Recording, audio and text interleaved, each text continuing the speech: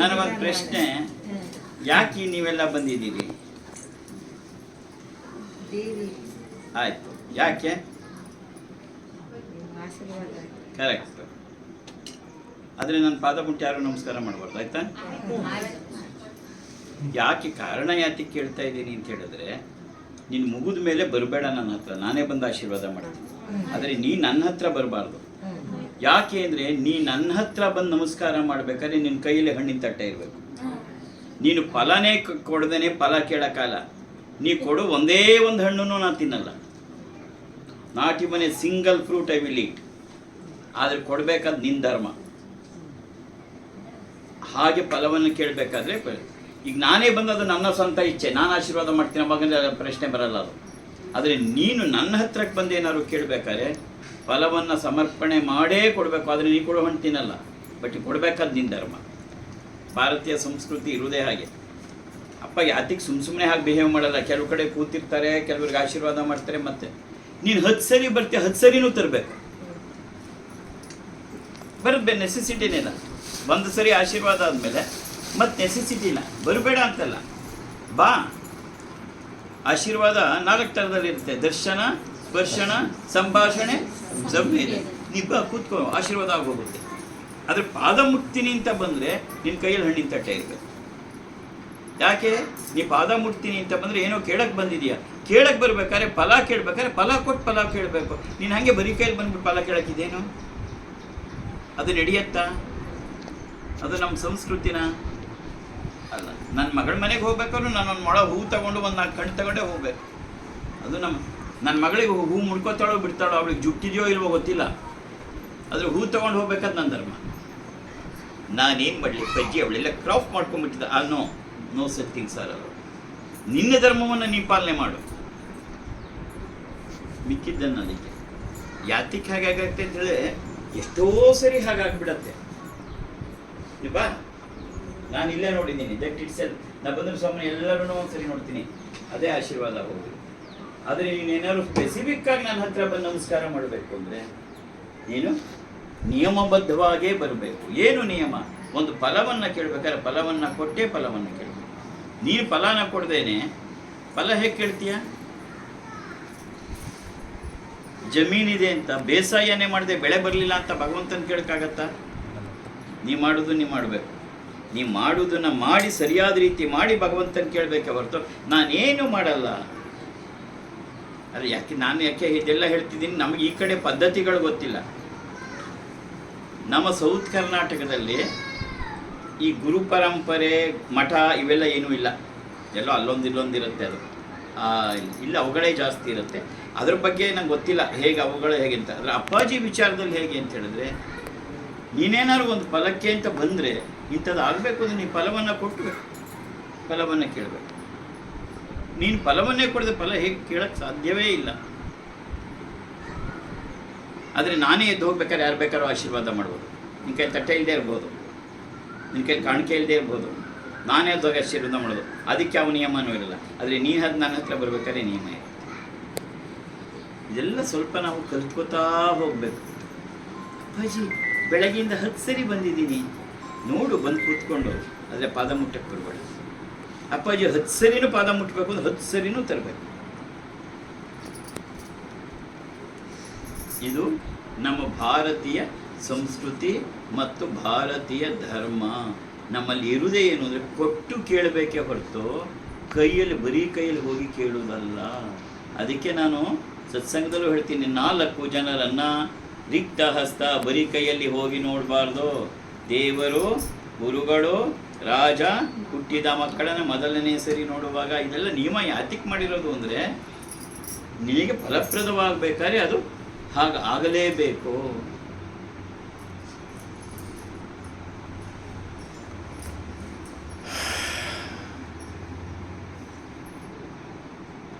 ಸಾಕು ಅನ್ಸುತ್ತೆ. ಯಾತಿಕ್ ಇವತ್ತು ಬಾಯಿ ಬಿಟ್ಟಿದ್ದನ್ನು ಅಪ್ಪಾಜಿ ಹೇಳ್ತಿದ್ದಾರೆ ಅಂದರೆ, ನೀನು ಫಲವನ್ನೇ ಕೊಡದೆ ಫಲವನ್ನು ಕೇಳಿದ್ದು ರಿವರ್ಸ್ ಬೇರೆ ಆಗ್ಬೋದು. ಆದರೆ ಫಲ ಕೊಟ್ಟು ಫಲ ಕೇಳಿದ್ರೆ ಯಾವತ್ತೂ ರಿವರ್ಸ್ ಆಗಲ್ಲ. ಇದು ಹೇಳ್ತಾ ಹೋದರೆ ಅದರ ಬೇಕಾದಷ್ಟು ಉದಾಹರಣೆಗಳು ಇದೆಲ್ಲ ಹೇಳ್ತಾ ಹೋಗ್ಬಿಡ್ಬೋದು.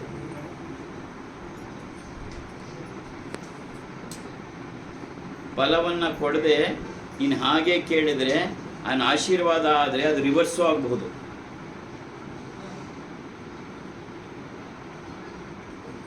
ಇದೆಲ್ಲ ಇದಕ್ಕೋಸ್ಕರವೇ ನಿಯಮಗಳನ್ನು ಮಾಡಿರೋದು.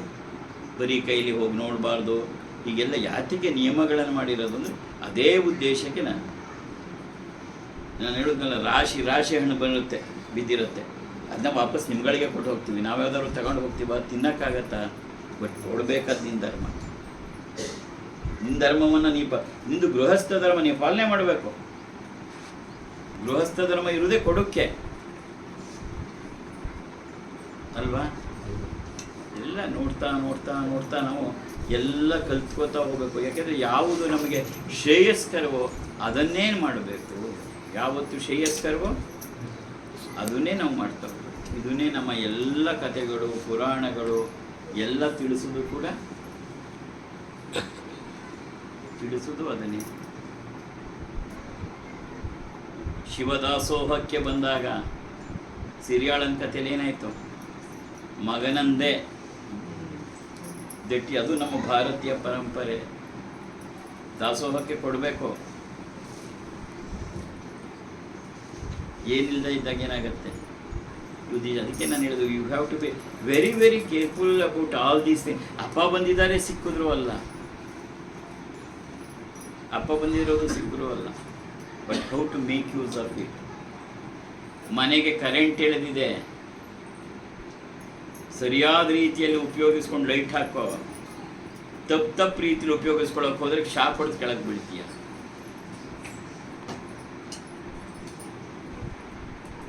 ಗೊತ್ತಿರಬೇಕು, ಕರೆಂಟ್ ಮುಟ್ಟಕ್ಕೆ ಮುಂಚೆ ಏನಾಗತ್ತೆ ಅನ್ನೋದು ಗೊತ್ತಿರಬೇಕು. ಅದಕ್ಕೋಸ್ಕರವೇ ನಮ್ಮಲ್ಲಿ ನಿಯಮಗಳನ್ನೆಲ್ಲ ಮಾಡಿಟ್ಟಿದ್ದಾರೆ ನಮ್ಮ ಹಿರಿಯರು.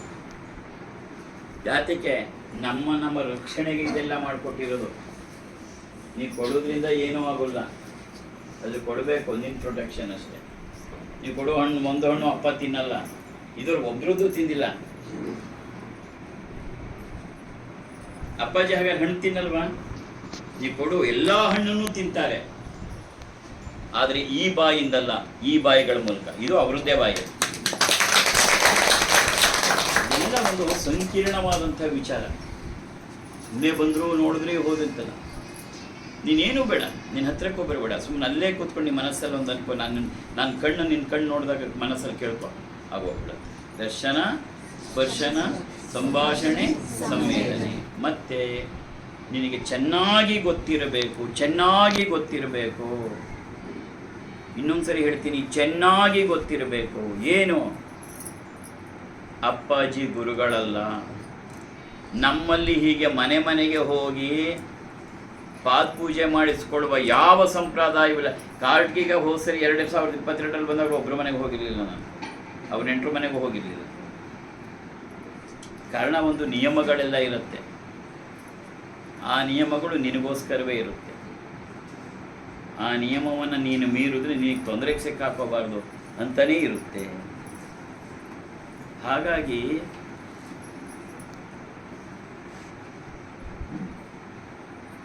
ನೀ ನನ್ನ ಪಾದ ಮುಟ್ಟಕ್ಕೆ ಬರ್ತೀಯಲ್ಲ, ನಾನು ಬೇರೆ ಥರ ಆಗ್ತೀನಿ. ನಾನು ಆ್ಯಕ್ಚುಲಿ ನೀ ಪಾದ ಮುಟ್ಟಕ್ಕೆ ಬಂದರೆ, ನೀ ಪಾದ ಮುಟ್ಟುವಾಗ ನಿನ್ನ ಮನಸ್ಸಲ್ಲಿ ಏನಿರುತ್ತೆ ಅದು ನಡೆದು ಹೋಗ್ಬಿಡುತ್ತೆ. ಅದಕ್ಕೆ ಪಾದ ಮುಟ್ಟಕ್ಕೆ ಹೋಗಬಾರ್ದು. ಮುಟ್ಟುವಾಗ ಹಣ್ಣು ತಗೊಂಬಂದು ಫಲ ಕೊಟ್ಟು ನಿನ್ನ ಮನಸ್ಸಿನ ಕೋರಿಕೆಯನ್ನು ಇಟ್ಬಿಟ್ಟು ನಡೆದು ಹೋಗ್ಬಿಡುತ್ತೆ. ಈ ಸುಮ್ಮನೆ ಪಾದ ಮುಟ್ಟುವಾಗ ನನ್ನ ಮಗ ಸತ್ತೋದ್ರೆ ಏನಾಗ್ಬಿಡುತ್ತೆ ಅನ್ಕೋ, ಸತ್ತು ಹೋಗೇ ಇರ್ತಾನೆ ಗ್ಯಾರಂಟಿ. ನಿನ್ನ ಮನಸ್ಸಲ್ಲಿ ನನ್ನ ಮಗಳಿಗೆ ಮದುವೆ ಆಗಲ್ಲ ಅಂತ ಏನಾದ್ರು ಆ ಟೈಮಲ್ಲಿ ಏನಾದ್ರು ನಿನ್ನ ತಾಟ್ ಬಂತ, ಪಾದ ಮುಟ್ಟುತ್ತೆ, ಅದು ನಿನ್ನ ಮಗಳಿಗೆ ದೇವರಾಣೆ ಮದುವೆ ಆಗಲ್ಲ. ಅದರಿಂದ you should always be careful for what we are doing. ನಾನು ಹೇಳಿದ್ನಲ್ಲ, ಚರ್ಮ ಕಿತ್ತಾಕಕ್ಕೆ ನಾನು ಆ ಥರ ಗುರುಗಳಲ್ಲ. ನೀನು ಅವ್ರಿಗೆ ಎಷ್ಟು ಬೇಕಾದ್ರೂ ಪಾದ ಮುಟ್ಟೋ. ಆದರೆ ಅಪ್ಪಾಜಿ ಹತ್ರ ನಮಸ್ಕಾರ ಮಾಡುವಾಗ ನಿನ್ನ ನಿಯಮಗಳನ್ನು ಪಾಲನೆ ಮಾಡಿದ್ರೆ ನಿನಗೆ ತೊಂದರೆ ಆಗತ್ತೆ. ಆದರೆ ನಿಯಮಗಳನ್ನು ಪಾಲನೆ ಮಾಡಿದ್ರೆ ನಡೆಯತ್ತೆ. ಯಾವತ್ತೂ ಅಷ್ಟೇ. ಕರೆಂಟನ್ನು ಸರಿಯಾಗಿ ಉಪಯೋಗಿಸ್ಕೊ. ಫ್ಯಾನು ಹಾಕ್ಕೋಬೋದು, ಲೈಟು ಹಾಕ್ಕೋಬೋದು, ನೀರು ಕಾಯಿಸ್ಬೋದು, ಅಡುಗೆನೂ ಮಾಡ್ಬೋದು. ಆದರೆ ಏನಾದ್ರೂ ಗೊತ್ತಿಲ್ಲದೆ ಬೇರೆ ಕಡೆ ಮುಟ್ಟಿದ್ರೆ ನಿನ್ನ ಪ್ರಾಣನೂ ಹೋಗ್ಬೋದು. ಅದೇ ಕರೆಂಟು. ಅದರಿಂದ ಯು ಶುಡ್ ಆಲ್ವೇಸ್ ಬಿ. ಅದಕ್ಕೆ ಏನು ಮಾಡಬೇಕು? ನೀವು ಬರಬೇಡ ಅಂತ ಹೇಳ್ತಿಲ್ಲ, ಬಾ ಅಲ್ಲೇ ಕೂತ್ಕೋ, ಅಲ್ಲೇ ನೋಡು, ಕೇಳ್ಕೊ ಹೋಗು. ಅಥವಾ ನೀನೇನಾದ್ರು ಕೇಳಲೇಬೇಕಾಯ್ತು, ಹಣ್ಣು ತಂದು ಮನಸ್ಸು ಶುದ್ಧಿ ಮಾಡಿಕೊಂಡು ಬಂದು ಪಾದಕ್ಕೆ ಅರ್ಪಣೆ ಮಾಡೋದು, ನಡೆದು ಹೋಗ್ಬಿಡತ್ತೆ. ಆದರೆ ಬಂದಾಗ ಹೋಗುವಾಗಲೆಲ್ಲ ನೀ ಪಾದ ಮುಟ್ತೀಯಲ್ಲ, ನನಗೆ ಉರಿ ಆಗ್ತಾ ಇರುತ್ತೆ. ಏನಾಗತ್ತೆ? ಇವು ಏನಾದ್ರು ನಾನು ಕೆಳಗೆ ಇಳಿಸ್ಕೋತೀನಿ ನನ್ನ ಮನಸ್ಥಿತಿನ. ನಾನೇನಾದ್ರು ಅದೇ ಉನ್ನತ ಮನಸ್ಥಿತಿಯಲ್ಲಿ ಇದ್ಬಿಟ್ಟು ನೀನು ಏನು ಕೇಳ್ಕೊಂಡು ಅದು ನಡೆದು ಹೋಗ್ಬಿಡುತ್ತಲ್ಲ, ನಾಳೆ ಯಾರು ಜವಾಬ್ದಾರ ಅದಕ್ಕೆಲ್ಲವ? ಯಾಕೆಂದ್ರೆ ನಮ್ಮ ಮನಸ್ಸು ಒಂದೇ ಥರ ಇರುತ್ತಾ? ಅದು ಯಾವಾಗಲೂ ನೆಗೆಟಿವೇ ಯೋಚನೆ ಮಾಡೋದು ಮನಸ್ಸು. ಎಷ್ಟು ಸಾವಿರ ಸಲ ಇದನ್ನೆಲ್ಲ ಹಿಂದೆಲ್ಲ ಹೇಳ್ತಾ ಇದ್ದೆ, ನನಗೂ ಹೇಳಿದ್ರು. ಮಗಳು ಅಪ್ಪಾಜಿ ಎಷ್ಟು ವರ್ಷ ಆದರೂ ಮಗಳು ಮದುವೆ ಆಗಲಿಲ್ಲ ಅಂತಂದರೆ ತಥಾಸ್ತು ಅಂದರೆ ಆಗದೇ ಇಲ್ಲ ಅಂತ ಅರ್ಥ. ಅದಕ್ಕೆ ಕೇಳಬೇಕಾದ್ರೂ ಶೀಘ್ರವಾಗಿ ಮಗಳ ವಿವಾಹ ಆಗಬೇಕು ಅಂತ, ಮದುವೆ ಆಗಬೇಕು ಅಂತ ಕೇಳ್ಬೋದೆ, ಆಗಲಿಲ್ಲ ಅಂತ ಕೇಳಬಾರ್ದು. ನೀನೇನಂತೆ ಅದಾಗತ್ತೆ. ನೀವು ನೆಗೆಟಿವ್ ಕೇಳಿದ್ರೆ ನೆಗೆಟಿವೇ ಆಗುತ್ತೆ. ಅಪ್ಪಾಜಿ ನನ್ನ ಮಗ ಓದ್ತಿಲ್ಲ, ಎಲ್ಲ ಬಂದು ಮಾತಾಡೋರೆಲ್ಲ ಇದೇ ಥರದವ್ರೆ. ನನ್ನ ಮಗ ಓದ್ತಿಲ್ಲ, ತಥಾಸ್ತು ಅಂದರೆ ಏನಾಯಿತು? ಅವನು ಓದಿಲ್ಲ. ಅವಾಗ ಕೇಳಬೇಕಾದೇನು? ಅಪ್ಪ ನನ್ನ ಮಗ ಚೆನ್ನಾಗಿ ಓದೋ ಹಾಗೆ ಮಾಡಿ, ತಥಾಸ್ತು. ಕೇಳುಕ್ಕುವೆ ಒಂದು ನಿಯಮ ಇದೆ, ನಮಸ್ಕಾರ ಮಾಡೋಕ್ಕೆ ಕೆಲವು ನಿಯಮಗಳಿದೆ, ಫಲ ತಗೊಳ್ಳೋಕ್ಕೆ ಕೆಲವು ನಿಯಮಗಳಿದೆ. ಆ ನಿಯಮಗಳೆಲ್ಲ ಮಾಡಿದ್ರೆ ನೀಟಾಗಿರ್ತೀವಿ. ಇಲ್ಲ ಅಂದರೆ ನಮಗೆ ಗೊತ್ತಿಲ್ಲದೆ ಎಲ್ಲೋ ರಿವರ್ಸ್ ಹೊಡಿತಾ ಇರುತ್ತೆ. ಅದರಿಂದ we should always be careful. ಜ್ಞಾಪಕ ಇಟ್ಕೋ, ಅಪ್ಪಾಜಿ ಗುರುಗಳಲ್ಲ, ಅಪ್ಪಾಜಿ ಕರೆಂಟು. ಸರಿಯಾಗಿ ಉಪಯೋಗಿಸ್ಕೋ, ಇಲ್ಲ ಅಂದರೆ ದೂರ ಇರು. ಲೈಟ್ ಹಾಕ್ಕೊಂಡು ದೂರ ಕೂತ್ಕೊಂಡು ಹೋದು, ಇದ್ರೊಳಗೆ ಕೈ ಹಾಕೋಕೆ ಹೋಗ್ಬೇಡ. ಪ್ಲಗ್ಗೊಳಕ್ಕೆ ಕೈ ಹಾಕ್ಬಿಟ್ಟು ಏನಪ್ಪ ಎಲ್ಲರೂ ಅಪ್ಪಾಜಿ ನನಗೆ ಪೂರ್ತಿ ಶಾಕೆ ಹೊಡಿತು ಅಂತ ಬರಬೇಡ. ಕೈ ಹಾಕಿ ನಿನ್ನ ತಪ್ಪು.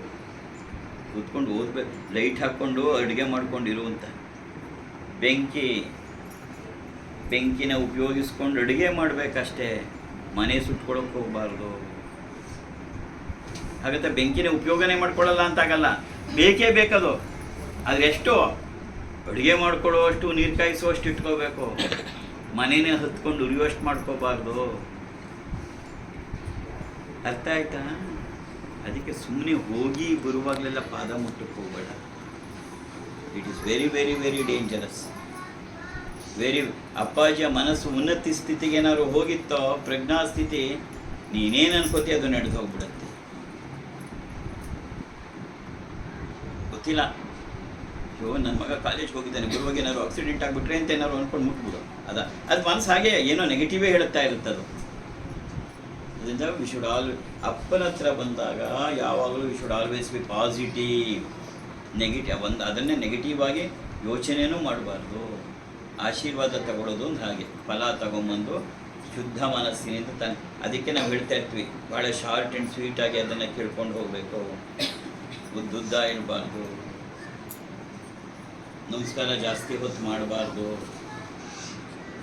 ಯಾಕೆ ಜಾಸ್ತಿ ಹೊತ್ತು ಮಾಡಬಾರ್ದು? 1 ಗಂಟೆ ತಲೆ ಮೇಲೆ ಪಾದ ಇಡಬಾರ್ದು. 2 ಸೆಕೆಂಡು ಅಥವಾ 3 ಸೆಕೆಂಡು, ನಿಮಿಷ ಅಲ್ಲ, 2 ಸೆಕೆಂಡು 3 ಸೆಕೆಂಡು. ಒಬ್ಬ ಹುಡುಗ ಸೆಕೆಂಡ್ ಇಯರ್ PUC ಆಯಿತು, ಅವನಿಗೆ ನೀಟ್ ಎಕ್ಸಾಮಲ್ಲಿ ಒಳ್ಳೆ ರ್ಯಾಂಕ್ ಬಂದು ಗೌರ್ಮೆಂಟ್ ಮೆಡಿಕಲ್ ಕಾಲೇಜಲ್ಲಿ ಫ್ರೀ ಸೀಟ್ ಸಿಗಬೇಕು ಅಂತಿರುತ್ತೆ. ಅವನು ಅದು ಕೇಳಕ್ಕೆ ಬರ್ತಾನೆ ಹಣ್ಣು ಗಿಣ್ಣು ಎಲ್ಲ ತಂದು ಮನಸ್ಸಿನಲ್ಲಿ ಹಾಗೆ ಅಂದ್ಕೊಂಡು ಪಾದಕ್ಕೆ ನಮಸ್ಕಾರ ಮಾಡಿ ಸಮರ್ಪಣೆ ಮಾಡಿ ಹೋಗ್ತಾನೆ. ಇದಕ್ಕೆ ಬೇಕಾದ್ದು 2 ಸೆಕೆಂಡು ಅಪ್ಪನ ಪಾದ ಮುಟ್ಟಿ ಸಮರ್ಪಣೆ ಮಾಡೋಕ್ಕೆ. ನೀನು ಇನ್ನೊಂದು 2 ಸೆಕೆಂಡ್ ಅವನಿಗೆ ಜಾಸ್ತಿ ಕೊಟ್ಟರೆ ಅವನ ಮನಸ್ಸಲ್ಲಿ ಆಗಲೇ ಬಂದುಬಿಟ್ಟಿರುತ್ತೆ. ಅಕಸ್ಮಾತ್ ಸೀಟ್ ಸಿಗದೆ ಹೋಗ್ಬಿಟ್ರೆ ತಥಾಸ್ತು.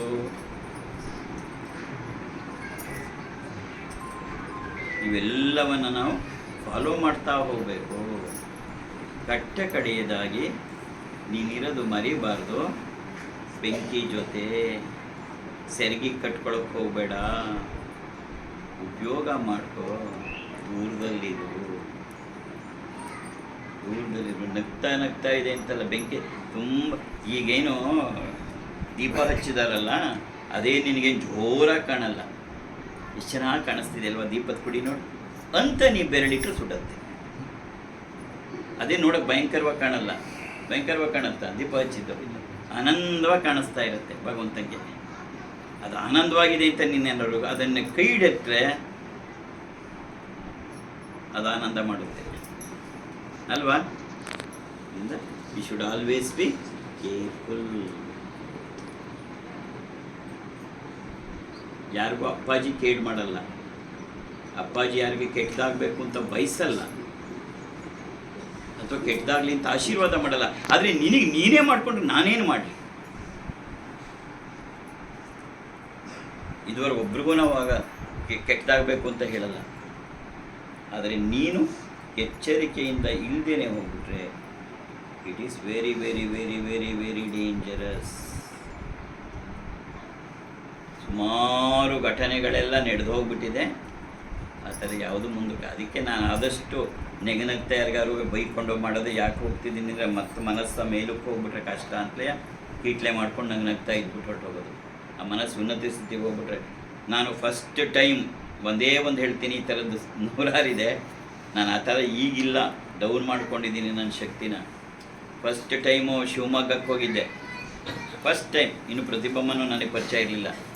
ಸೀಮಾ ಮಹೇಂದ್ರ ಅಂತ ಇವರಿದ್ದರು, ಗ್ರೂಪ್ ಅಡ್ಮಿನ್ ಇದ್ದರು ಫಸ್ಟು. ಗ್ರೂಪಲ್ಲಿ ಆ ಕಾಲದಲ್ಲಿ ಇದ್ದವ್ರಿಗೆ ಗೊತ್ತಷ್ಟೇ, ಅವಾಗ ಇದ್ದವರೇ ಇಬ್ಬರು ಗ್ರೂಪ್ ಅಡ್ಮಿನ್ನು. ಸೀಮಾ ಮಹೇಂದ್ರ, ನಮ್ಮ ನನ್ನ ಹೆಸರೇನು ಸಂಗಮೇಶ್ ಭಾರದ್ವಾಜ್ ಇದ್ದಿದ್ದು. ಆ ಸೀಮಾ ಮಹೇಂದ್ರ ಅಪ್ಪಾಜಿ ಬನ್ನಿ ಅಂತ ಕರೆದ್ರು ಶಿವಮೊಗ್ಗಕ್ಕೆ. ಹೋಗಿದ್ದೆ ಅವ್ರ ಮನೆಯಲ್ಲಿ. ಇನ್ನೂ ಬಿಗಿನಿಂಗು ಯಾರಿಲ್ಲ, ಅವ್ರ ಮನೇಲಿ ಒಂದು 15 ಜನ ಬಂದಿದ್ದರು. ಸರಿ, ಅವರಿಗೆಲ್ಲ ನಮಸ್ಕಾರ ಮಾಡಿದ್ರು, ಆಯಿತು. ಗಂಡ ಹೆಂಡತಿ ಇಬ್ಬರು ಕೂತಿದ್ರು. ಏನು ಬೇಕು ಅಂದೆ. ಆ ಅಮ್ಮ ಹೇಳಿಕೊಟ್ಟು ಈ ಅಪ್ಪಂಗೆ ಫೋನ್ ಬಂತು. ಗಂಡ ಎದ್ದ ಸ್ವಲ್ಪ ಫೋನ್ ಅಟೆಂಡ್ ಮಾಡೋಕ್ಕೆ ಬರೋಕ್ಕೆ ಹೋದರು. ಹೆಂಡತಿ ಹೇಳ್ಕೊಂಡ್ರು, ಅಪ್ಪ ನಮಗೆ ಮದುವೆಯಾಗಿ 23 ವರ್ಷ ಆಗಿದೆ ಅಪ್ಪ, ನನಗೂ 2 ಮಕ್ಕಳಿದ್ದಾರೆ. ನಮ್ಮ ಮನೆಯಲ್ಲಿ ನಮ್ಮ ಯಜಮಾನ್ರ ಅಕ್ಕ ಒಬ್ಳಿದ್ದಾಳೆ, ಅವಳಿಗೆ ಮದುವೆ ಆಗಿಲ್ಲ. 23 ವರ್ಷದಿಂದ ನನ್ನ ಪ್ರಾಣ ತಿಂತಾ ಇದ್ದಾಳೆ, ನನ್ನ ಹುರ್ಕೊಂಡು ತಿಂತಾ ಇದ್ದಾಳೆ. ನಾನು ಎಷ್ಟೋ ಸರಿ ಸೂಯಿಸೈಡ್ ಮಾಡ್ಕೋಬೇಕು ಅಂತ ಅಟೆಂಪ್ಟು ಮಾಡಿದೆ, ಅದಾಗಲಿಲ್ಲ. ನನಗಾಗಲ್ಲಪ್ಪ ಈ ಜೀವನ ಅಂಥೇಳಿ. ಅದು ಅಪ್ಪಾಜಿ ಅವಾಗಂತೂ ಎಷ್ಟು ಶಕ್ತಿಯುತವಾಗಿತ್ತು ಅಂದರೆ, ನಾನು ಅವಳಿಗೆ ಒಂದೇ ಮಾತು ಹೇಳಿದೆ, ನಮಸ್ಕಾರ ಮಾಡುವುದೇ ಮಾಡಿದೆ. ಏನಿಲ್ಲ, ನಿನ್ನ ಪಡಿ ನೀವು ಅಷ್ಟೇ, ಏನಿಲ್ಲ ನಿನ್ನ ಪಡಿ. ಭದ್ರಾವತಿಯಿಂದ ಶಿವಮೊಗ್ಗದಿಂದ ಭದ್ರಾವತಿಗೆ ಬಸ್ಸಲ್ಲಿ ಹೋದರೂ 1 ಅವರ್ ಹಿಡಿಯಲ್ಲ. ಬಸ್ ಹಿಡಿದು ಮನೆಗೆ ಹೋಗ್ತೀಯ. ಇವ್ರು ಬಸ್ ಹಿಡ್ಕೊಂಡು ಹೋಗಿ ಮನೆ ಹತ್ತಿರ ಹೋಗುವತ್ತೆ ಮನೆ ಮುಂದೆ ಹೊಗೆ ಹಾಕಿದ್ದಾರೆ. ಯಾಕೆ ಅಂದರೆ ಅಯ್ಯಮ್ಮ ಆಗಲೇ ಹೊರಟೆ ಹೋಗಿ. ಈ ಥರದ್ದು ತುಂಬ ಇತ್ತು ಹಿಂದೆ ಬಿಗಿನಿಂಗಲ್ಲಿ. ಬಟ್ ಆ ಶಕ್ತಿ ಅಷ್ಟೊಂದು ಉಪಯೋಗ ಮಾಡಬಾರ್ದು ಅಂಥೇಳಿ we have tolerated many things. ಅದರಿಂದವ ನಿನಗೆ ಗೊತ್ತಿರಬೇಕು. ನೀನು ಅಂದ್ಕೊಳ್ತಾರೆ ಅಪ್ಪಾಜಿ ಎಲ್ಲ ನಗನಗ್ತಿರ್ತಾರೆ ಅಂದ್ಕೋಬೇಡ. ದೀಪದ ಕುಡಿ ಸೈಲೆಂಟಾಗಿರುತ್ತೆ, ಮುಟ್ಟಿದ್ರೆ ಮಾತ್ರ ಸುಡುತ್ತೆ. You should always be careful. ಹೆದರಿಸ್ತಾ ಇಲ್ಲ ನಿನ್ನನ್ನು, ಹೆದರ್ಕೊಂಡ್ಬಿಡ್ಬೇಡ. ಅಪ್ಪ ಅಂದ್ರೆ ಏನು ಅಂತ ಹೆದರ್ಕೋಬೇಡ. ನೀ ಕರೆಂಟಿಗೆ ಹೆದರ್ಕೊಂಡ್ರೆ ಅಡುಗೆನೂ ಮಾಡೋಕ್ಕಲ್ಲ, ಫ್ಯಾನು ಹಾಕೊಳ್ಳೋಕ್ಕಾಗಲ್ಲ, ಲೈಟು ಹಾಕೊಳ್ಳೋಕ್ಕಾಗಲ್ಲ. ಆದರೆ ಹೀಗೆ ಉಪಯೋಗ ಮಾಡ್ಕೊ ಅನ್ನೋದು ಗೊತ್ತಿರಬೇಕಷ್ಟೇ ಅಂತ ಹೇಳ್ತಿದ್ದೀನಿ ಹೊರತು ನಿನ್ನನ್ನು ಹೆದರಿಸೋಕ್ಕೆ ನನ್ನ ಹತ್ರ ಬಂದುಬಿಡ್ಬೇಡ ಅಂತ ನಾನು ಹೇಳ್ತಿಲ್ಲ. ನಾ ಬಂದಿರೋದೇ ನಿನ್ನ ಹತ್ರ ನಾ ಬರೋಕ್ಕೆ. ಆದರೆ ಕೆಲವು ನಿಯಮಗಳನ್ನು ಪಾಲನೆ ಮಾಡಿಕೊಂಡೇ ಬರಬೇಕು. 2 ವೀಲರ್ ಓಡಿಸ್ಬೇಕಾದ್ರೆ ಹೆಲ್ಮೆಟ್ ಹಾಕ್ಕೊಳ್ಳೇಬೇಕು. ಕಾರಲ್ಲಿ ಮುಂದ್ಗಡೆ ಸೀಟಲ್ಲಿ ಕೂತ್ರೆ ಈಗ ಹಿಂದಕ್ಕೂ ಬಂದಿದೆ, ಬೆಲ್ಟ್ ಹಾಕ್ಕೊಳ್ಳಿ. ಇವೆಲ್ಲ ನಿಯಮಗಳು ಪಾಲನೆ ಮಾಡಬೇಕು. ಅಪ್ಪಾಜಿ ಹತ್ರ ಬರ್ಬೇಕಾದ್ರೆ ಕೆಲವು ನಿಯಮಗಳಿದೆ, ಅದನ್ನು ಪಾಲನೆ ಮಾಡ್ಕೊಂಬ. ನೀವು ಬರಬೇಡ ಅಂತ ನಾನು ಹೇಳಲ್ಲ. ಈ ಥರ ಎಲ್ಲೂ ಮಾತಾಡಲ್ಲ ನಾನು. ಯಾಕೋ ಇವತ್ತು ಇಷ್ಟೊಂದು ಮನೆಗೆ ಹೋದಾಗ ನನಗೆ ಹಾಗನ್ನಿಸ್ತು, ಯಾಕೆ ಹೀಗಾಡ್ತಾರೆ, ಯಾಕೋ ಹೀಗಾಡ್ತಾರೆ, ಸರಿ ಹೋಗ್ತಾ ಇಲ್ಲ. Something it is not right on my part. ನಾನು ಬಂದಿರೋದು ಉಳಿದಿರೋದು ನಿನಗೋಸ್ಕರನೇ. ನಿನಗೆ ಅದು ಉಪಯೋಗ ಆಗಬೇಕು, ಆದರೆ ಅದರಿಂದ ನಿನಗೆ ತೊಂದರೆ ಆಗಬಾರ್ದು. ನಾ ತೊಂದರೆ ಮಾಡಲ್ಲ, ಆದರೆ ನೀ ತೊಂದರೆ ಮಾಡ್ಕೋಬೇಡ. ನಿಯಮಗಳನ್ನು ಮೀರಿದ್ರೆ ನಮಗೆ ತೊಂದರೆ ಆಗತ್ತೆ ಅಂತ ಅಷ್ಟೇ ಹೇಳ್ತಿದ್ದೀನಿ ಹೊರತು ಆಮೇಲೆ ಮತ್ತೆ ಹೋಗ್ಬಿಟ್ಟು ಅಯ್ಯೋ ಅಪ್ಪ ಅವ್ರು ಸವಾಸ ಬೇಡಪ್ಪ, ಇನ್ನು ಅವ್ರ ಕಡೆ ಮಕ್ಕಳು ಹಾಕಲ್ಲ ಅಂತ ಅನ್ಕೊಂಡ್ಬಿಡ್ಬೇಡ. ಅಯ್ಯೋ ಬಿಡಪ್ಪ ಯಾಕೆ ಬೇಕದು, ನಮ್ಮ ಪಡಿ ನಾವು ಇದು ಬಿಡೋಣ. ಕರೆಂಟ್ ಇದ್ರೆ ತಾನೆ, ಮನೆ ಕರೆಂಟ್ ಎಲ್ಲ ಕಿತ್ತಾಕ್ಸ್ಬೇಕು.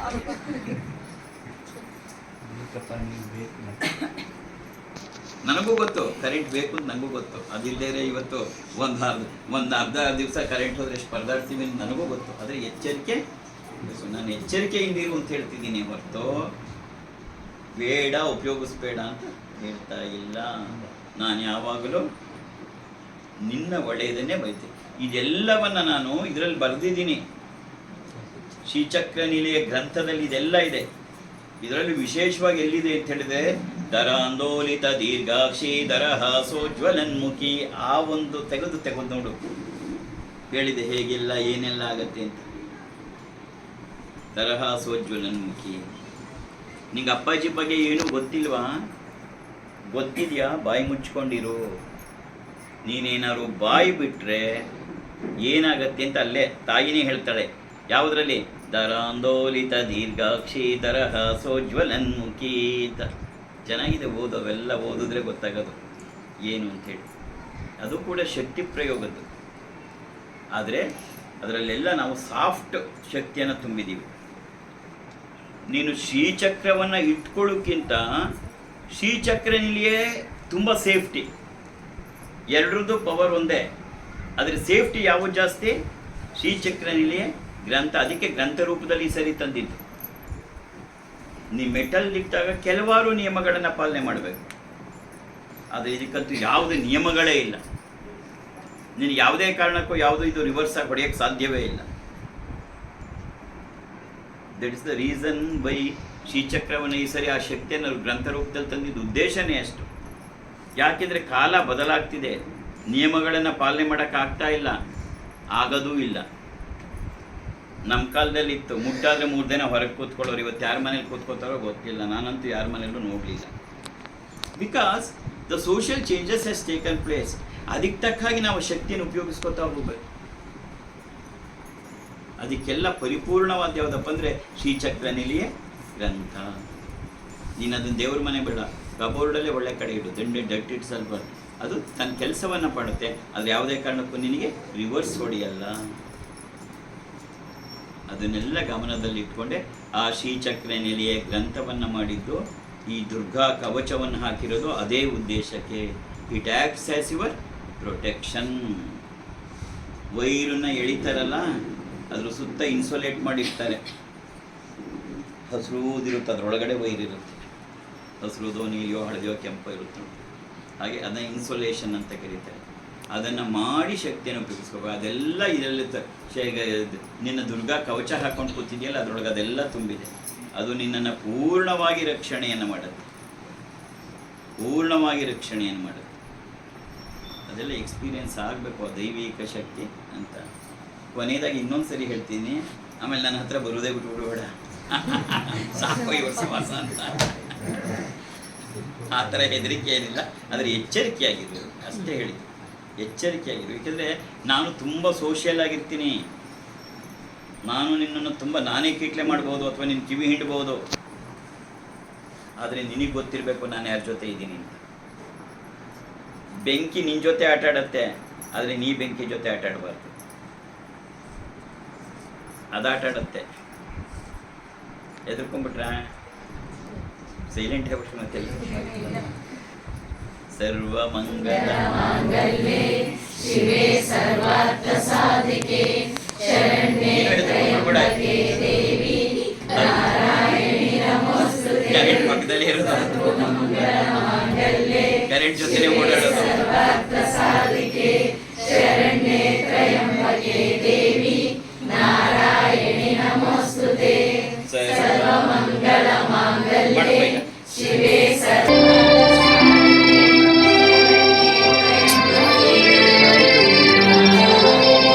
ಅಂಬಾ ಮೋಹಿನಿ ದೇವತಾ ತ್ರಿಭುವನಿ ಆನಂದ ಸಂಧಾಯಿನಿ ವಾಣಿ ಪಲ್ಲವ ಪಾಣಿ ವೇಣು ಮುರಳಿ ಗಾನ ಪ್ರಿಯಾಲೋಲಿನಿ ಕಲ್ಯಾಣಿ ಹುಡುರಾಜ ಬಿಂಬವದನ ಧೂಮ್ರಾಕ್ಷ ಸಂಹಾರಿಣಿ ಚಿತ್ರೂಪಿ ಪರದೇವತಾ ಭಗವತಿ ಶ್ರೀರಾಜರಾಜೇಶ್ವರಿ.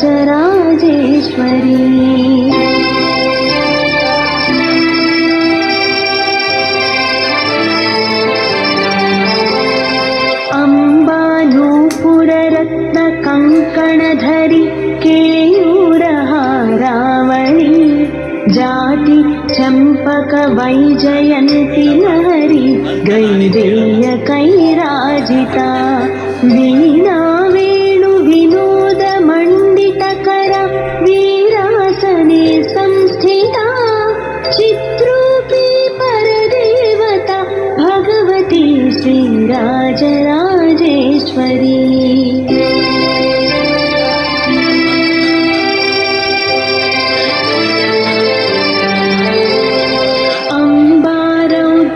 भद्रकाली बगला ज्वालामुखी वैष्णवी ब्रह्माणि त्रिपुरान्तकी सुरनुता देदीप्यमानोज्ज्वला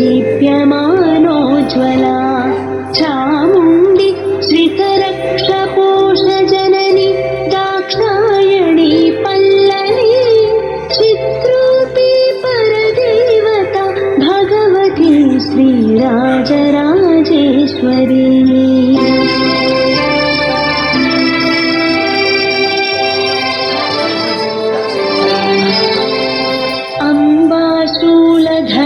कुशाङ्कुशधरी अर्धेन्दुबिम्बाधरी वाराही मधुकैटभप्रशमनी वाणी रमा सेविता मल्लद्यासुरमूकदैत्यमधनि माहेश्वरी अम्बिका चित्रूपी परदेवता भगवती श्रीराजराजेश्वरी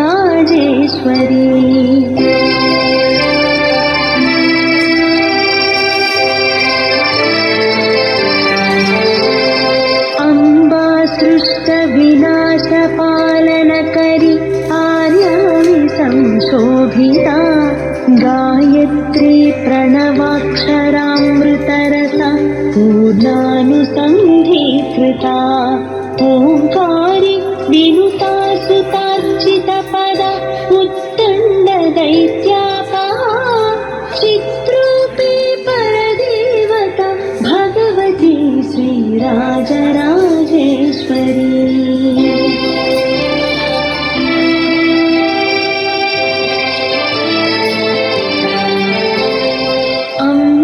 शाश्वत आगमादिविनुता आर्या महादेवता या ब्रह्मादि पिपीलिकान्तजननी या वै जगन्मोहिनी या पञ्च प्रणवादिरेफजननी या तलया पद्मा कमला श्री हरिप्रिया इंदिरा लोकमाता मा रमा मंगल देवता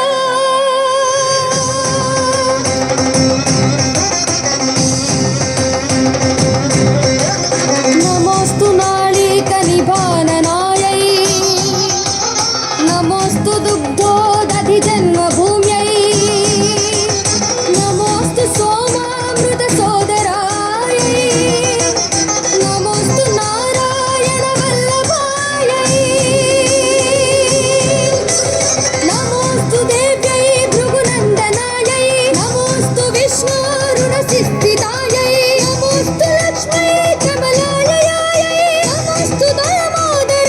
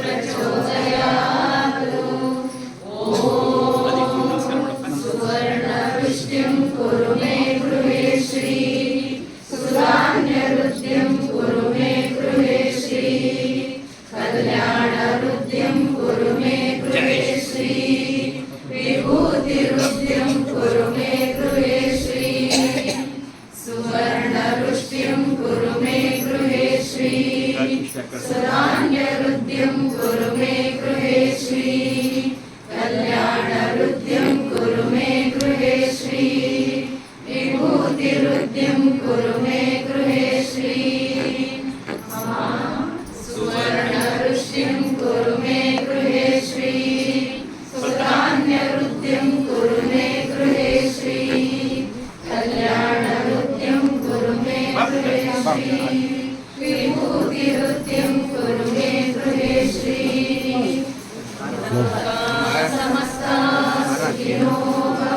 ಹೆದರ್ಕೋಬೇಡ, ಮಾಡಿ ನಮಸ್ಕಾರ ಮಾಡು. ಅಯ್ಯೋ ಪುಟ್ಟ ಹೆದರ್ಬೇಡ, ಏನು ಬೇಕಲ್ಲ ಏನು ಮಾಡ್ತೀನಿ, ಯಾವುದು ಶಾಂತಿ ಶಾಂತಿ. ಹರಿ ಓಂ ತತ್ಸತ್. ಸರ್ವಂ ಶ್ರೀ ಜಗದಂಬಾರ್ಪಣಮಸ್ತು. ಸರ್ವಂ ಶ್ರೀ ಗುರುಚರಣಾರ್ಪಣಮಸ್ತು. ಹೆದರ್ಕೊಂಡ್ಬಿಡ್ಬೇಡ. ದುರ್ಗಾ ಸಂಸ್ಥಾನಕ್ಕೆ, ದುರ್ಗಾ ಸಂಸ್ಥಾನಕ್ಕೆ, ದುರ್ಗಾ ಸಂಸ್ಥಾನಕ್ಕೆ. ಶ್ರೀಮಾತಾ ಅಪ್ಪಾಜಿ ಅವರಿಗೆ, ಶ್ರೀಮಾತಾ ಅಪ್ಪಾಜಿ ಅವರಿಗೆ, ಶ್ರೀಮಾತಾ ಅಪ್ಪಾಜಿ ಅವರಿಗೆ, ಶ್ರೀಮಾತಾ ಅಪ್ಪಾಜಿ ಅವರಿಗೆ. ಹಣ್ಣಿನ ತಟ್ಟೆ ಎಲ್ಲರೂ ಇದ್ರ ಬಾ, ಇದನ್ನು ನಾನೇ ಬಂದು ಆಶೀರ್ವಾದ ಮಾಡಿ.